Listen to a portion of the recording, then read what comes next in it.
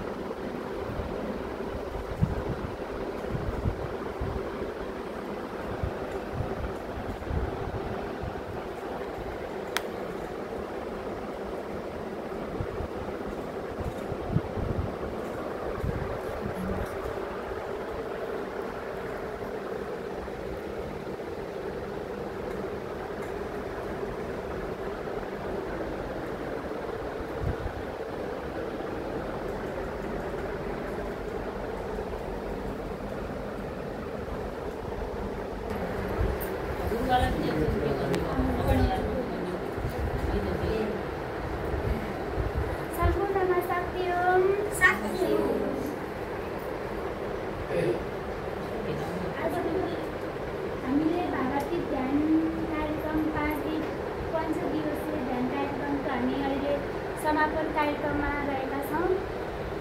यस समापन कार्यक्रमको सभाध्यक्षको आसन ग्रहण गरिदिनु हुनका लागि यस महाकल्याणी वैदिक कन्या गुरुकुलकी प्रधानाध्यापिका श्री राधिका देवी छेत्रीज्यूलाई हार्दिक अनुरोध गर्दछु।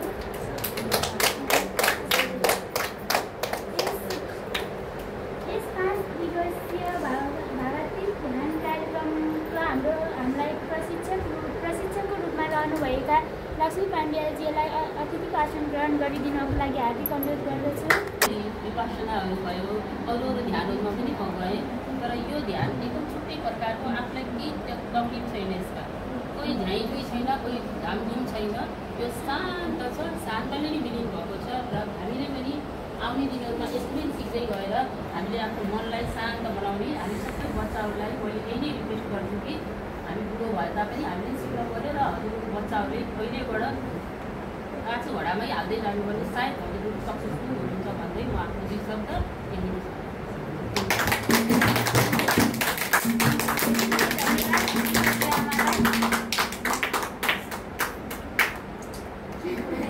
म के भन्नु भयो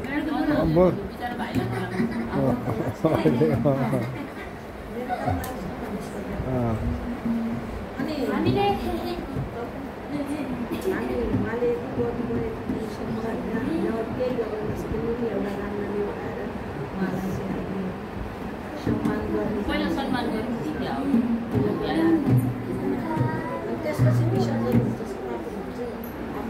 अहिले त पर्दैन भन्दै मेरो मनले मानेन।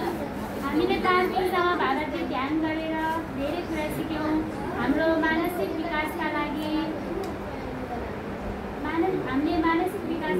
हाम्रो शारीरिक बौद्धिकता क्षमता अभिवृद्धिका लागि पनि हामीले भारतीय ध्यान कार्यक्रमबाट धेरै कुरा जानेका छौँ। यसै क्रममा भारतीय ध्यान कार्यक्रम प्रशिक्षण गरेर हामीलाई 5 दिनसम्म जस्तो अब हामीले धेरै केही त गर्न सकेनौँ, उहाँलाई सागार संस्कार हामीले हाम्रो तर्फबाट धेरै गर्न सकिएन, तैपनि हामीलाई भारतीय ध्यानकै लागि भनेर पनि धाएर उहाँ टाढादेखि धाएर यहाँ आएर उहाँलाई स्वागत गरिदिनु हुनका लागि उनका मणि छेत्रीज्यूलाई अनुरोध गरेको छु।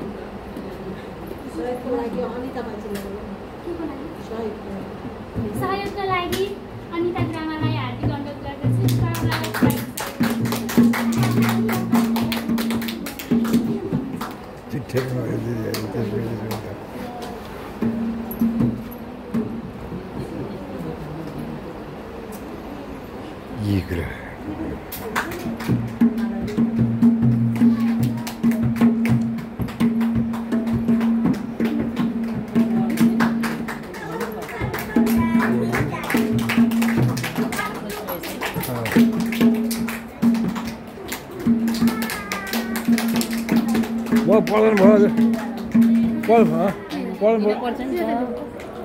हजुरले यति सहयोग गर्नु आउनुभयो। यस्तै भाइले हजुरले पनि पाइराख्नु, हजुरले पनि दिदी यस्तै पाइराख्ने, हामीले पनि यस्तै गुरुआमा पाइराखौँ।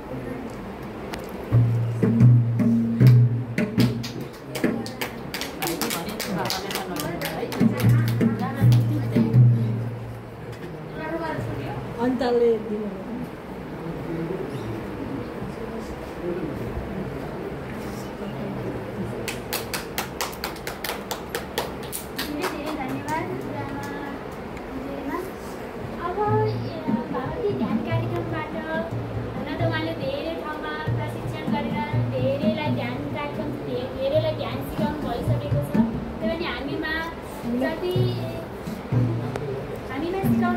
सिकाउनु भयो, यहाँ सिकाउँदा कस्तो अनुभव भयो, अनि यदि 5 दिनसम्म आफूले ध्यानबाट हाम्रो कस्तो अवस्था देख्नुभयो, त्यो आफ्नो कुराहरू सेयर गरिदिनु हुनको लागि लक्ष्मी ड्रामालाई हार्दिक अनुरोध गर्दछु।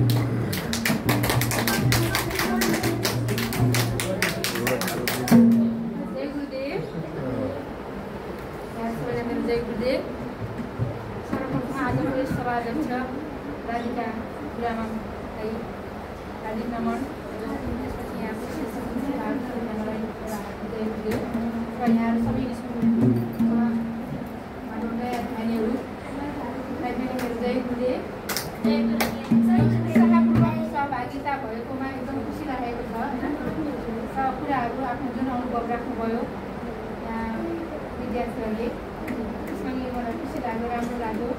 त्यो जुन हामीले मन्त्र लिन्छौँ भन्ने कुरा आयो नि, त्यो मन्त्र जप होइन, हामीले भित्र भोले भावले लिने मात्रै हो। तपाईँले त्यो क्लियर गर्नलाई एउटा सजिलो पनि भयो।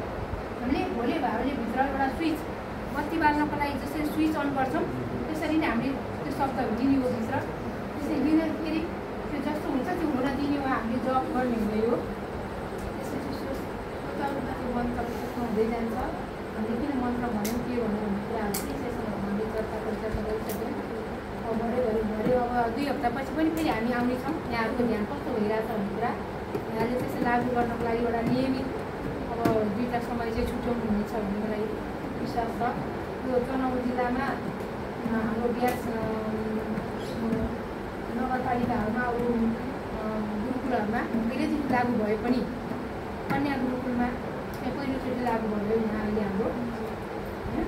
अब छिट्टै हाम्रो अरू कार्यक्रम पनि आओस् भन्ने चाहनाको लागि यहाँले चाहिँ नियमित त्यो ध्यान गर्नुभयो। 20 पटक मा छुट्टैकन भने अरू कार्यक्रम आउन पनि सहजता हुन्छ भन्ने मलाई लागेको छ। मलाई आफ्नो ठाउँको आफ्नो क्षेत्रको भएर आफ्नो प्रगति होस्, अझै प्रगति हुँदै जाओस्, राम्रो हुँदै जाओस् भन्ने कामना राख्दछु। र त्यसको लागि यो ध्यान चाहिँ नछुट्याइकन नियमित मैले सुरुमा पनि 1 वर्ष अगाडि उहाँले ध्यान सिक्नुभयो र अस्ति आउँदाखेरि पनि पहिला सबैले ध्यान गर्नु है राम्रोसँग। पहिला अहिलेसम्म नियमितता नभए पनि ध्यान गर्दै जानु, अनि त्यसरी नै अरूलाई प्रभाव पार्छ।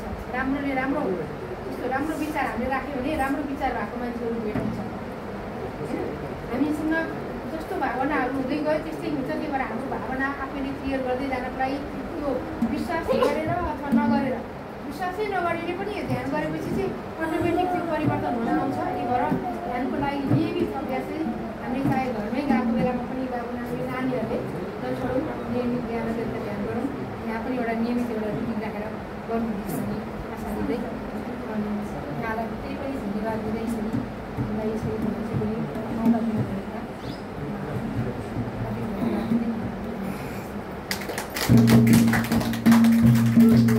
धेरै धन्यवाद गुरुआमालाई।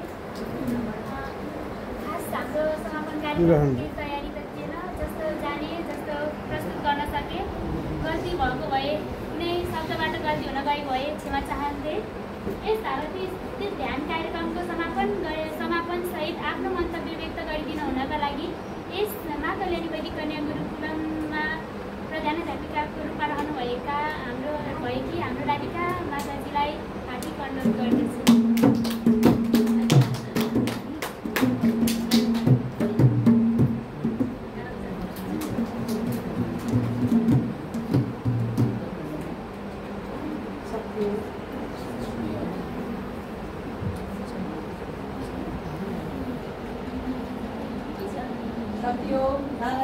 सबैजना एकत्रित हौँ।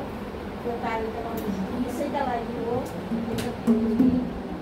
कन्सन्ट्रेसन हुने।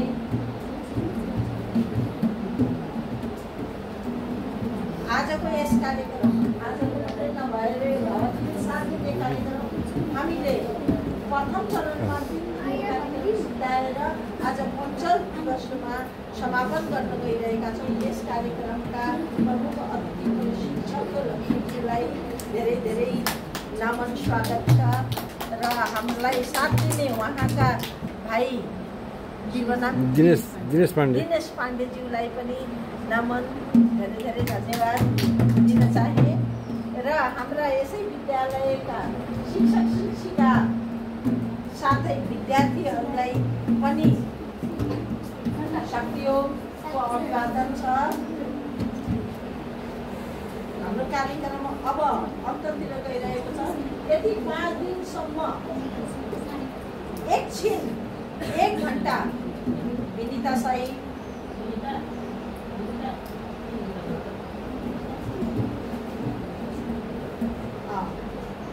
त यो 5 दिनमा पनि हामीले धेरै परिवर्तन भएको महसुस गरेका छौँ। व्यक्तिगत महसुस आफैसँगै छँदैछ होइन, आफैसँगै छ। सामूहिक रूपमा पनि ध्यान गर्न नआउनेहरू पनि ध्यान गर्न आएका छन्। कारण हुनसक्छ यिनीहरूलाई हामीले पहिला यसरी ध्यान गर भनेर सिकाउन नसकिएको हुनसक्छ। हुन त हाम्रो रूपा गुरुआमाले वाणी छेत्रीज्यूले उहाँ स्वयं मेरो दिदी हुनुहुन्छ, त उहाँले गराइराख्नु भएको थियो। तर उहाँ चाहिँ एकदमै शान्त स्वभाव, धेरै शान्त स्वभावले पनि अलिकति अप्ठ्यारो पार्दो रहेछ कि जस्तो लाग्छ। उहाँलाई शान्त स्वभाव भएको हुँदाखेरि सबैले नटेरे झै पनि मान्छु, तर उहाँले प्रयास अति गर्नुभएको थियो भने अहिले यो 5 दिनमा अझै पनि हाम्रो विद्यार्थीहरूको उपस्थिति सम्पूर्णको छैन, न्यूनै छ। हुनसक्छ केही कारण होला, उहाँहरूको अब पढाइको पनि डिस्टर्ब नहोस् भन्नको कारण नै होला, यो देखिएको छ। आगामी दिनमा यस्तो नहोस्। माताजीको सहयोग, लक्ष्मीजीको सहयोग हामीले पाउने नै छौँ। फेरि पनि उहाँकै मुखारबिन्दबाट यो आएको छ, हामी 2 हप्तापछि भेट्छौँ भनेर होइन, यो फलोअप हुने नै छ। उहाँको आगमन भइरह्यो भने हाम्रो गुरुकुलले पनि केही फोटो खेल्नेछ, सुधार आउनेछ भन्ने एकदम इच्छा प्रकट गर्दै अहिले जस्तो हामीले चञ्चल नानीहरू देखेका छौँ, अर्को 15 दिनमा हजुर आउँदाखेरि उहाँहरू अलि शान्त स्वभावका भएर शान्त तरिकाले बस्नु पाउनुहुनेछ जस्तो मलाई लाग्छ है। त्यति सुदृढ आउला उनीहरूमा र हामी पनि प्रयास गर्नेछौँ। र अब हामीलाई भन्न पर्दाखेरि तपाईँलाई भएँ अब एक कप चिया खुवाएर माताजीहरूलाई होइन, एक कप चिया खुवाएर माताजीहरूलाई चाहिँ हामी बिदा गर्नेछौँ। हामी बिदाई केही गर्न नसके पनि एउटा फुलको थुङ्गा मलाई आएको फुलको थुङ्गा फेरि पनि आमालाई यसैले यही फुलको थुङ्गाले धन्यवाद दिन चाहन्छु। यति दिनसम्म आइदिनु रमाइलो गर्न दिनुभयो। यति भन्दै आजको यो कार्यक्रम समापन भएको जानकारी गराउँछु। यो समापन भइसकेपछि लाइनबद्ध रूपमा तपाईँहरू आफ्नो कक्षा कोठामा जानुहुनेछ। यति कक्षा 9 र 8 चाहिँ अलिक शिथिल हुन सिक्नुहोस्। 9 र 8 तपाईँहरू जान सक्नुहुन्छ। धन्यवाद। कार्यक्रम समाप्त गरौँ।